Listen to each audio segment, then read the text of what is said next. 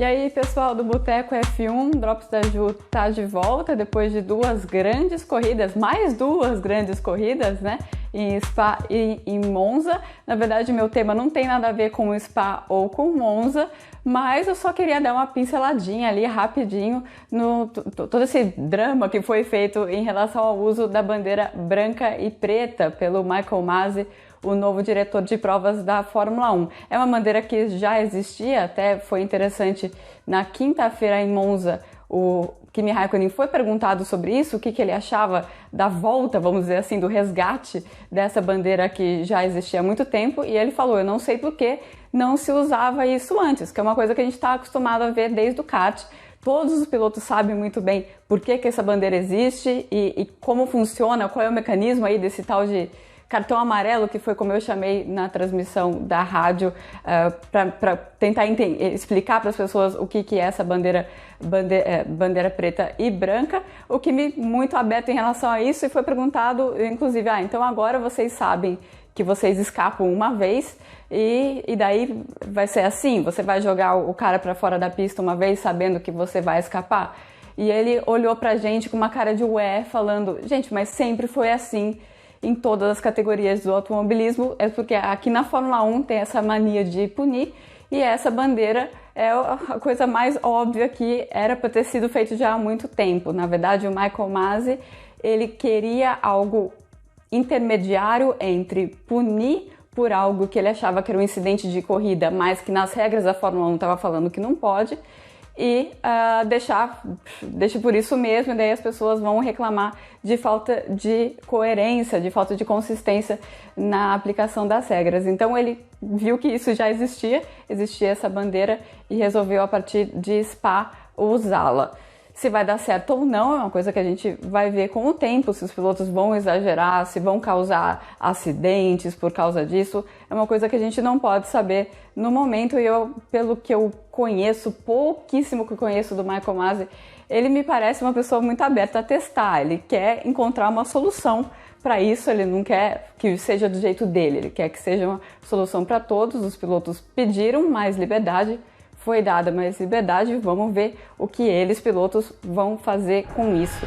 Mas o tema do vídeo de hoje é completamente diferente. Nessa sexta-feira, o dia 13, uma sexta-feira 13, né, inclusive, fez 10 anos da última vitória brasileira na Fórmula 1, a vitória do Rubens Barrichello no GP da Itália de 2009. O Barrichello largou em quinto naquela corrida, e o Lewis Hamilton largou em primeiro, era ele em quinto e o Jenson Button em sexto, Button um companheiro dele na Brown, claro, e o Lewis Hamilton largou em primeiro com uma tática de duas paradas. Naquela época eles largavam com combustível, não com todo o combustível, né? Tinha o reabastecimento ao longo da corrida, e o Lewis Hamilton tinha uma tática de uma parada, então ele largou mais pesado.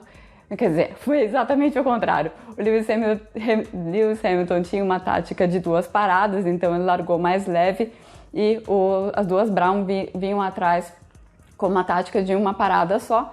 E o Rubinho conseguiu, essa tática foi melhor, o Rubinho conseguiu passar o Hamilton na estratégia, o Button também, e aí o Hamilton inclusive estava perseguindo o Button no finalzinho, né, se não me engano, na última volta, e bateu na Gilles, não sei, eu me lembro muito bem. Eu não assisti essa corrida de novo para fazer esse vídeo, tô confiando na cachola, nem sempre é a melhor coisa, mas enfim, eu não tô aqui para falar da corrida em si. Estou aqui para falar sobre o Brasil na Fórmula 1, 10 anos depois de vencer pela última vez e 1 ano e meio depois de perder o seu último piloto, né, o seu último guerreiro aí que continua no grid, o Felipe Massa. Qual é a situação da Fórmula 1 no Brasil hoje, né? É muito interessante observar o que aconteceu o ano passado, o primeiro ano que o Brasil teve transmissão da Fórmula 1 em TV aberta sem piloto brasileiro, e a audiência aumentou em 20% na Globo. Por que aumentou em 20%? Porque a gente teve um campeonato muito melhor, a gente teve um campeonato em que até pelo menos ali 2/3 do final do campeonato a Ferrari ainda estava muito bem e parecia que a gente ia ter uma briga até o final. Depois a Ferrari acabou caindo de produção, o Vettel acabou caindo de produção e o Lewis Hamilton ganhou com sobras, mas no geral foi um campeonato muito mais disputado do que os anteriores.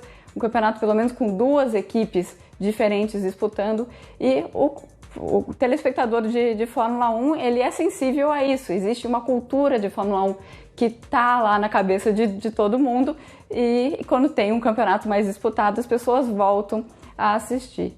O mesmo fenômeno está acontecendo nessa temporada, uma temporada que a primeira parte foi o primeiro terço, um pouquinho mais que o primeiro terço, foi completamente dominado pela Mercedes, e depois, a partir da Áustria, a gente começou a ter uma corrida boa atrás de corrida boa, às vezes com o Verstappen sendo aí o principal adversário do Lewis Hamilton, e nas últimas 2 corridas com o Charles Leclerc. E o que aconteceu na audiência da Globo foram recorde atrás de recorde de média de audiência em São Paulo, que é o número que a gente tem divulgado. Por exemplo, no GP, o GP que teve maior audiência foi o GP da Hungria, com 13 pontos de média, se não me engano, o que foi o maior do ano. Eu acho que compara com o ano passado também.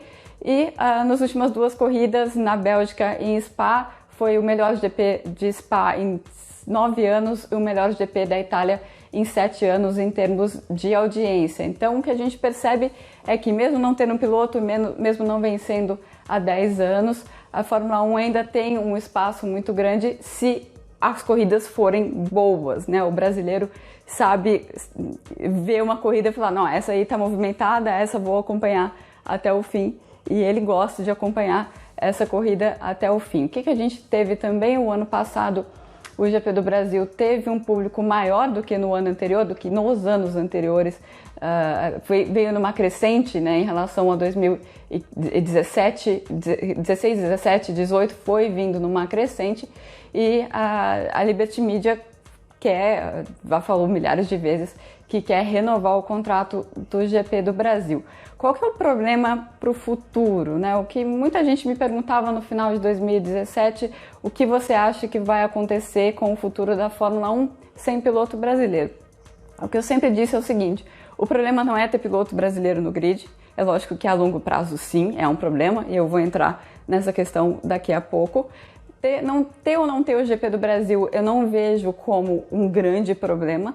O grande problema é se a Fórmula 1 sair da TV aberta, principalmente da Rede Globo. O contrato com a Rede Globo acaba no final de 2020, então pelo menos a gente não tem esse medo, esse temor aí até o final do ano que vem, mas a Liberty está tentando renovar esse contrato com a Globo, e a Globo não está querendo renovar esse contrato. São questões...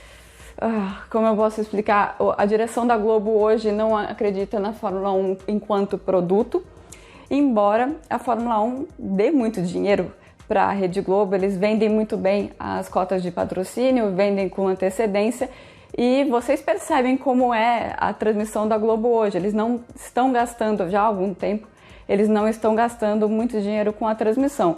O que eles fazem é contratar uma empresa de produção, eles contratam um produtor que que tem a responsabilidade de estar em todas as corridas e fazer a transmissão rolar.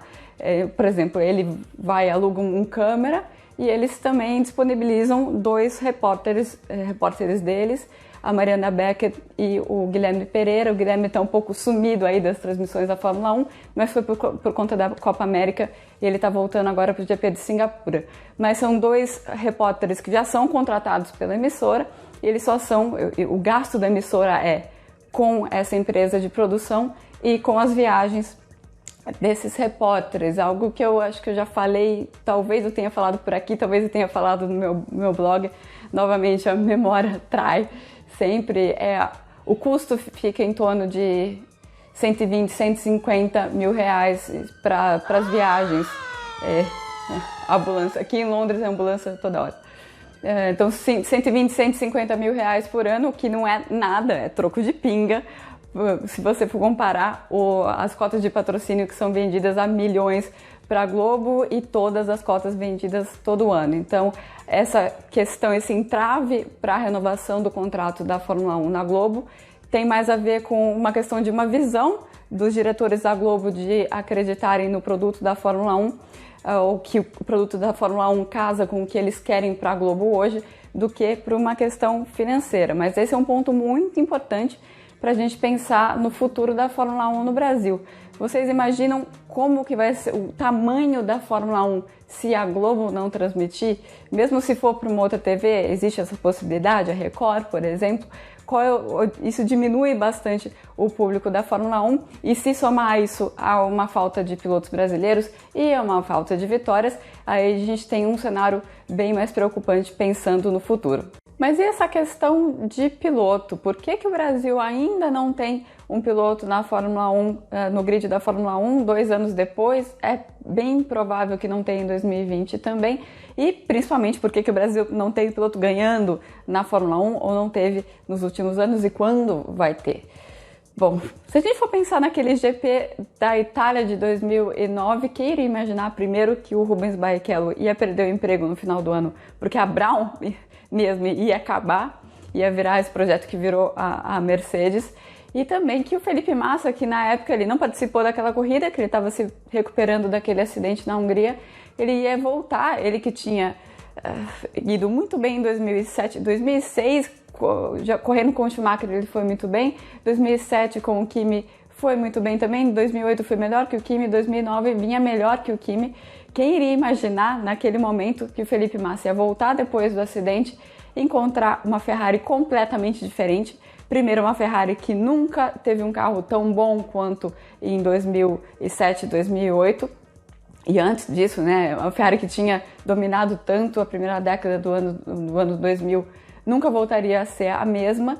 E também uma Ferrari totalmente voltada para o Fernando Alonso, né? A última vitória brasileira na Fórmula 1, na verdade, devia ser aquela corrida da Alemanha em 2010, né? Mas não vamos entrar naquela questão. Então o Massa voltou em 2010 com um carro não tão bom e também com o companheiro de equipe Fernando Alonso tomando conta da equipe, e ele sentiu isso, realmente caiu de produção e nunca mais teve chances, tirando aquela de 2010 da Alemanha, nunca mais teve chances reais de vitória. Depois, os pilotos que estrearam na Fórmula 1, os brasileiros que estrearam na Fórmula 1 depois dessa vitória de 2009, que foram o Bruno Senna, o Lucas de Grassi e o Felipe Nasser, eles, por vários motivos, não tiveram chances em equipes maiores, em equipes que lhe dariam a possibilidade de lutar por vitórias. E hoje a gente não tem mais piloto. Por que o Brasil chegou nessa de até ainda ter alguns pilotos entrando na Fórmula 1 e hoje ter tanta dificuldade? Bom, como em qualquer área, acho que da vida, você tira qualidade de quantidade. E hoje você tem menos pilotos brasileiros na Europa. Isso acontece por 2 motivos. Primeiro, que 2 motivos eles estão interligados. Os brasileiros eles têm que sair, com todo mundo na verdade, tem que sair mais cedo. Se não mora na Europa, tem que sair mais cedo das suas casas para ir para a Europa. Isso tem a ver com o efeito Verstappen de ter profissionalizado tanto a etapa do kart. Então o kart ficou muito mais forte na Europa do que era, os meninos vêm muito mais preparados, muito mais novos, com 14, 15 anos eles estão muito preparados e isso ajuda eles a queimarem etapas e a chegar, por exemplo, chega na Fórmula 4, ganha no primeiro ano e sobe para a Fórmula 3, ganha no primeiro ano, e aí você já tem os pontos suficientes para entrar na Fórmula 1. Então esse processo ele ficou mais condensado, mais rápido e mais profissional mais cedo, e isso obriga os brasileiros a irem mais cedo para a Europa. E é claro, não é todo mundo que tem todo esse cacife para abandonar tudo, até mesmo você tem que abandonar a escola, você tem que dar um jeito na escola, fazer uma escola mais fácil ou algum tipo de solução para você conseguir chegar muito cedo na Europa, e isso criou uma barreira muito grande, e não é só para brasileiros. Se você olhar no grid da Fórmula 1 hoje, a gente tem de não europeus, a gente tem o Daniil Kvyat, que foi muito cedo para a Itália, tem a Itália praticamente tanto o país dele quanto a Rússia, e ali ele tá pertinho para voltar para casa. Você tem o Lance Stroll, que teve o orçamento que ele quis para fazer o que ele quis, e o Daniel Ricciardo, que é um pouco mais velho, então ele é de uma geração anterior. Então são os únicos três exemplos de pilotos fora da Europa. Então existe um problema hoje no automobilismo, que é muito difícil você fazer toda essa caminhada se você não nasceu e não mora na Europa. E um outro problema muito grave para o Brasil é a falta de categorias de base no país. Então, até 2017, a gente tinha um campeonato de Fórmula 3 aqui, o campeonato já não era bom nos últimos anos, mas hoje não se tem nada, né? Esse final de semana passado, se não me engano, teve a primeira etapa do Sul-Americano de Fórmula 4, que é o primeiro campeonato que a gente tem aqui nesses 2 anos, mas é um campeonato que, por enquanto, ele só tem 4 corridas, 3 corridas no Brasil e uma corrida na Argentina ou no Uruguai, não me lembro muito bem, mas é nada, né? Se você for pensar no que os europeus têm em termos de preparação e o que a gente pode ter aqui com o campeonato de Fórmula 4 só com 4 etapas, isso é praticamente nada. Então, são 2 questões muito complicadas para a gente formar pilotos brasileiros. Ainda assim, a gente tem um ou outro que, por diversos caminhos, eles estão tentando chegar. A gente tem o 7 Câmara na Fórmula 2, a gente tem na Fórmula 3 o Pedro Piquet e o Felipe Drugovich, e a gente tem pilotos mais novos, que são aqueles pilotos que foram para o kart cedo na Europa, como é o caso do Caio Collet, e o caso do Gianluca Petekoff.